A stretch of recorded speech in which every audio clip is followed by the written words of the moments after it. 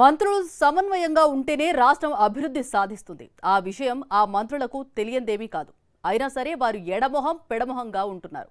తెలంగాణ మంత్రుల్లో కొందరి తీరు ఎవరికి వారే అన్నట్టుగా ఉండటం చర్చనీయాంశంగా మారింది. ఉమ్మడి కరీంనగర్ జిల్లా కాంగ్రెస్ పార్టీలో అంతర్గత విభేదాలు పరాకాష్ఠకు చేరుకున్నాయనే చర్చ జరుగుతోంది.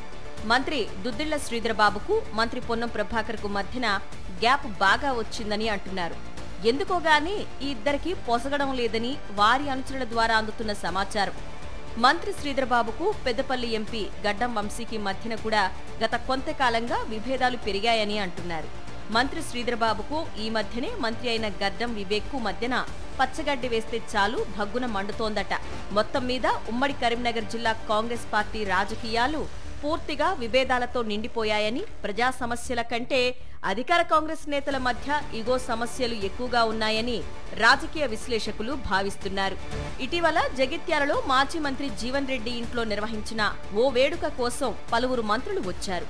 ఈ నేపథ్యంలో జగిత్యాలలో సర్దార్ సర్వాయి పాపన్న గౌడ్ విగ్రహావిష్కరణ కార్యక్రమాన్ని గౌడ సంఘం నేతలు నిర్వహించారు. ఇందులో పాల్గొని విగ్రహాన్ని ఆవిష్కరించారు మంత్రి పొన్నం ప్రభాకర్.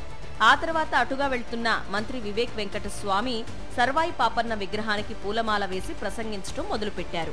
ఆ ప్రసంగం కొనసాగుతుండగానే మంత్రి శ్రీధరబాబు మంత్రి అడ్లూరితో కలిసి అక్కడికొచ్చారు. అంతే, ఆ వెంటనే మంత్రి వివేక్ తన ప్రసంగాన్ని మధ్యలోనే ఆపేశారు. ఒక్క నిమిషం కూడా ఆలస్యం చేయకుండా వేదిక మీద నుంచి దిగి వెళ్లిపోయారు. దాంతో మంత్రి శ్రీధరబాబుకు మంత్రి వివేక్ కు మధ్యన ఉన్న కలహాలు మరోమారు చర్చనీయాంశంగా మారాయి. శ్రీధరబాబు రాగానే వివేక్ వెళ్లిపోవటం సముచితమేనా అని అక్కడున్న పలువురు నేతలు మాట్లాడుకున్నారు. వివేక్ మంత్రి అయిన సందర్భాన్ని పురస్కరించుకొని ఈ మధ్యనే పెద్దపల్లిలో ఆత్మీయ సన్మానం జరిగినప్పుడు కూడా అక్కడ ఫ్లెక్సీలో మంత్రి శ్రీధరబాబు ఫోటోలు లేవు. ఆ అంశం కూడా అప్పుడు చర్చకు దారితీసింది. మంత్రులు శ్రీధరబాబు వివేక్ కు మధ్యన పొసగకపోవడానికి చాలా కారణాలే ఉన్నాయని అంటున్నారు.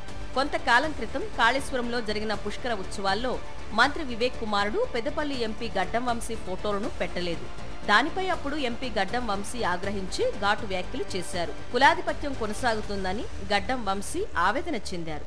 దాంతో అప్పటి నుంచి మంత్రి శ్రీధర్ కు మంత్రి వివేక్ కు మధ్య విభేదాలు పెరిగాయని సమాచారం. ఉమ్మడి కరీంనగర్ జిల్లాకు చెందిన మంత్రులు, కీలక నేతలు తమ మధ్యన ఉన్న గొడవల్ని ఆపకపోతే జిల్లాలో కాంగ్రెస్ పార్టీకి తీవ్ర స్థాయిలో నష్టం జరుగుతుందని రాజకీయ విశ్లేషకులు అంచనా వేస్తున్నారు. పదవులు, పనుల పంపిణీ కారణంగా వచ్చే సమస్యలతో పాటు నువ్వెంత అంటే నువ్వెంత అనే ఆధిపత్య ధోరణి జిల్లాలో ఎక్కువగా ఉందని రాజకీయ పరిశీలకులు అభిప్రాయపడుతున్నారు.